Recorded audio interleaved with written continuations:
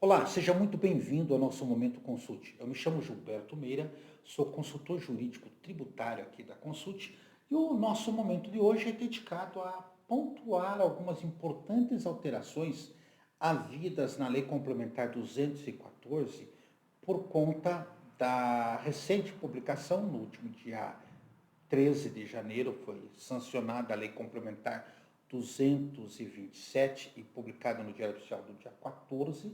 Nós comentamos rapidamente essa temática no nosso episódio 196, para onde remetemos aqueles que nos assistem, chamando a atenção das muitas alterações que a lei trouxe no que diz respeito aí ITCMD, comitê gestor, processo administrativo fiscal, fundos e participação e assim por diante. Entre elas, a lei complementar 123, que trata do Simples, e a lei Candir. E nós chamamos a atenção que não foi corrigida aquela situação envolvendo a base de cálculo do CBS, considerar, né, o IBS e a CBS na sua base de cálculo, que é a velha tese do século, né, e que tem um PLP, o 16 de 2025, que talvez venha resolver. Esperávamos que, quando descendo do Senado para a Câmara, no final do ano, este então projeto de lei, hoje convertido na Lei Complementar 227, tivesse resolvido a questão, mas não quiseram aproveitar a oportunidade quando deveriam, a nosso ver, tê-lo feito. Infelizmente, faltou tecnicidade aí ao nosso Congresso Nacional, né? O que eu chamo a atenção, e que nós comentamos no evento do Encontro 196, é que a partir de agora estará saindo o regulamento do IBS, o regulamento da CBS, deverá estar saindo toda a legislação e aquele cipual de normas, inclusive que dizem respeito ao imposto seletivo, os ajustes que o IPI precisará passar, ou seja, nós teremos aí um volume de normas saindo aos montes, obrigando-nos a um acompanhamento.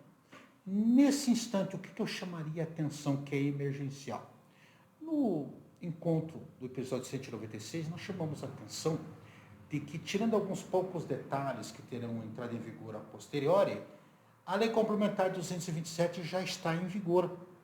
E ela trouxe importantes alterações a partir do artigo 174 da Lei Complementar 227 e que já estão inseridos no texto da Lei Complementar 214. Então, se você for lá no site do Planalto, pedir para localizar a Lei Complementar 214, ela já vai estar com a nova redação. Mas atenção, para efeitos de entendimento, a orientação que nós passamos, na melhor compreensão e interpretação do que se passou, é comparativo de redação. O artigo 174 traz alterações importantes lá no capítulo das incidências, da não incidência do que vinha a ser ato não oneroso. Ele estabelece um novo artigo, que é o artigo 7A, que é uma coisa interessante. Quem aqui já não vivenciou aquela situação de ter mais de um benefício e saber qual que eu devo aplicar? Pois então, o artigo 7A, introduzido à Lei Complementar 214, determina que, caso você tenha aplicação de mais uma operação, mais um instituto, vai haver uma ordem a ser seguida. Primeiro você usa se houver a alíquota zero, depois a suspensão com conversão em alíquota zero, depois a isenção, depois o diferimento e depois a redução de alíquota distinta em casos excepcionais. Isso é uma mudança drástica que merece realmente ser observado. Por quê? Porque ele acaba criando uma determinação, né, o que a gente chama de números clausus, para que você sempre opte pela esta ordem de tratamentos tributários. Também houve alterações lá no artigo 11, que diz respeito ao local da incidência, né, definindo algumas situações pontuais.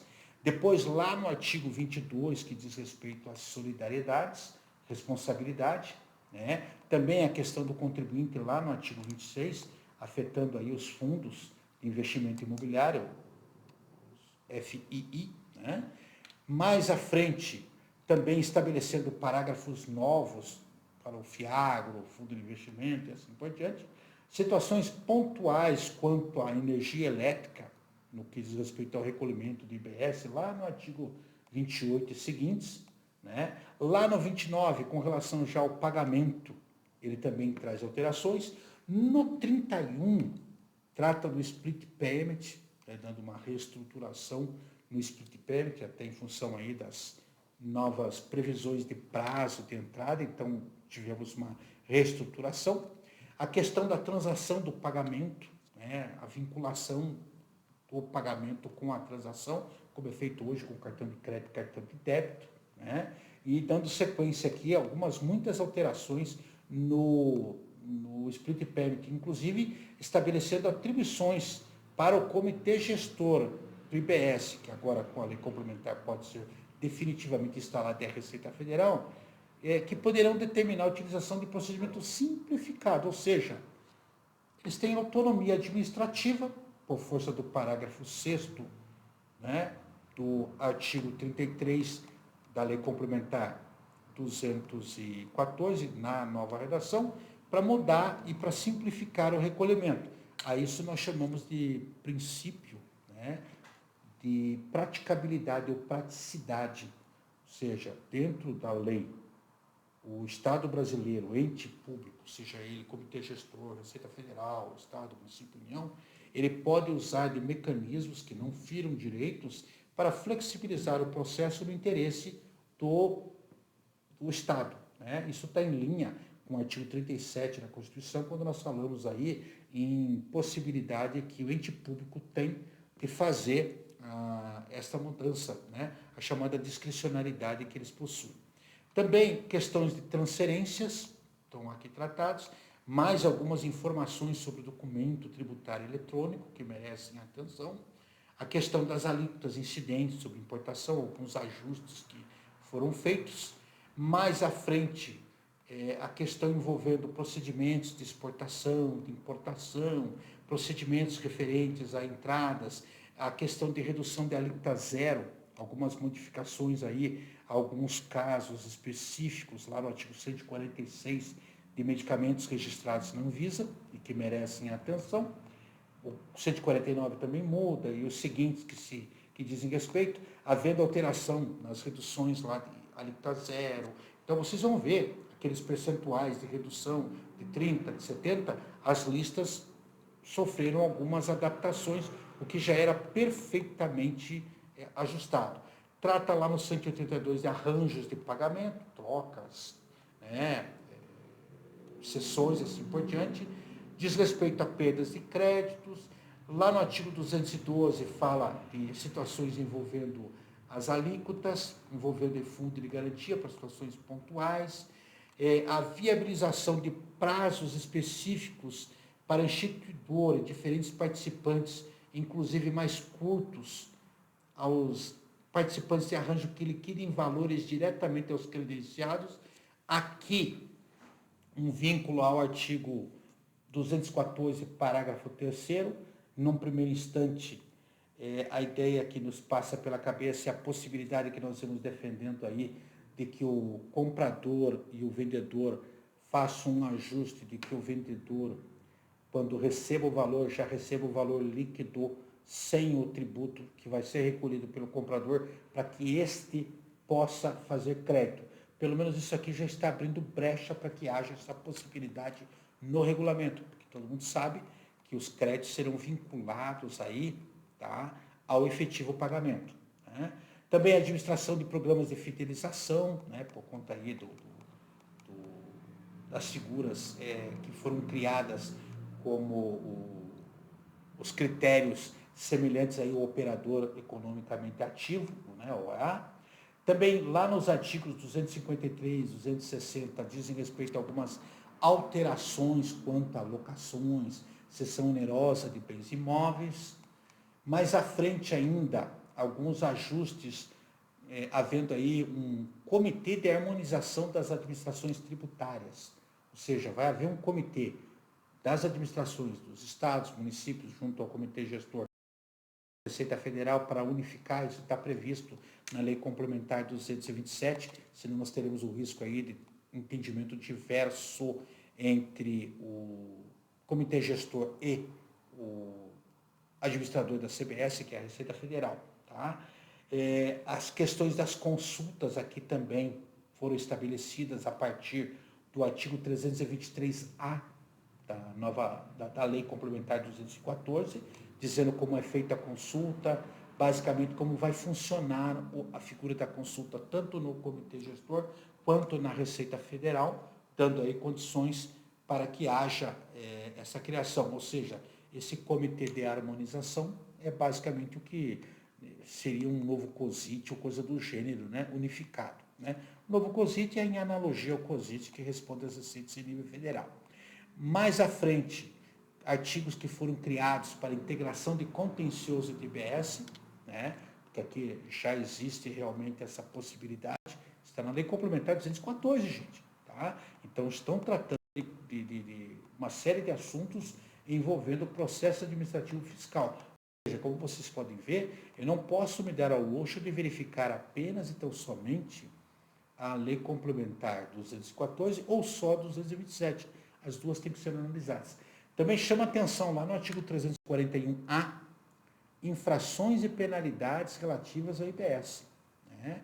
Então, foi instituído aí a Unidade Padrão Fiscal dos Tributos sobre Bens e Serviços, chamada UPF, inicialmente em R$ 200, atualizada anualmente pela variação do IPCA, e em ato conjunto, tanto o Comitê Gestor quanto a Receita vão atualizar. Penalidades que serão cumulativas quando resultarem do não cumprimento das obrigações tributárias acessória e principal. Presta atenção. Obrigação acessória é uma multa, obrigação acessória outra multa. Né? A aplicação das penalidades não vai excluir a exigência do recolhimento. Multas aqui com percentuais de 75%, 100% da totalidade, 150% nos casos que verificada a reincidência.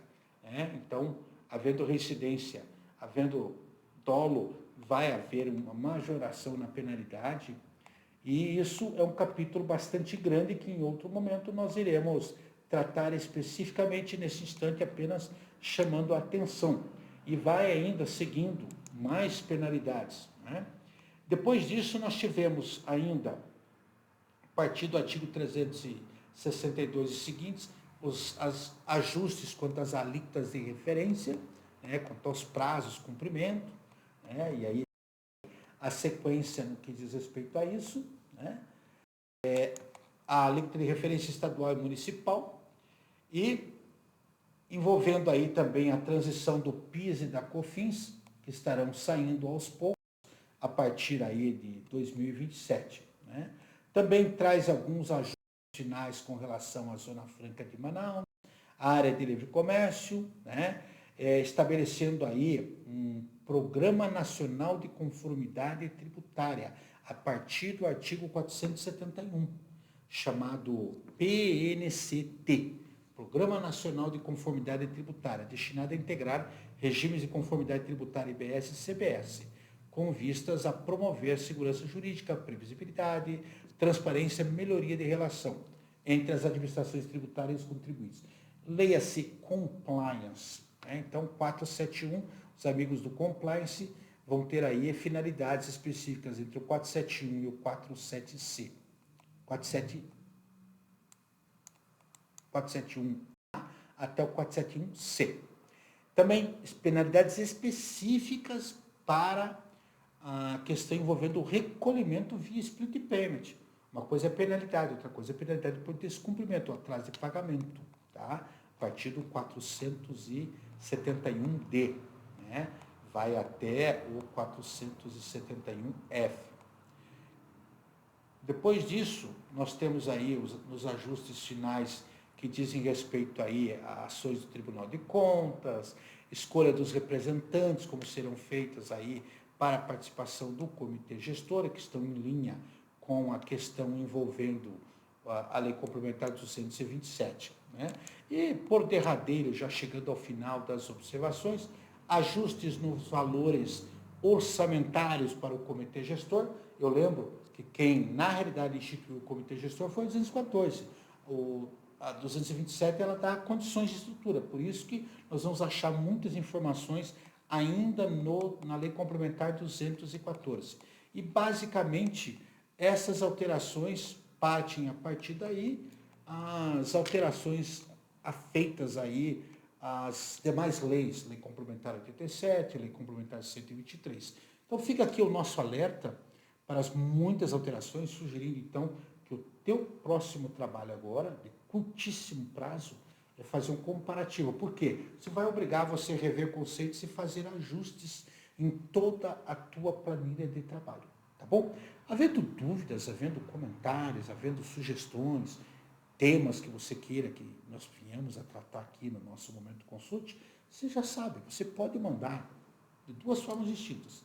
Aqui embaixo você tem um espaço, né, onde você faz observações, ou, em preferindo, como já tivemos oportunidades, manda um e-mail para momentoconsulte@consulte.com.br, onde nós vamos responder para você e vamos dar aí o retorno. A nossa equipe vai responder para vocês. Ficando sempre o convite para que vocês nos acompanhem por aqui, curtindo, comentando, compartilhando, até porque são informações de relevância que nós passamos. E você também, em querendo, se ainda não fez o seu cadastro, registre-se aqui embaixo.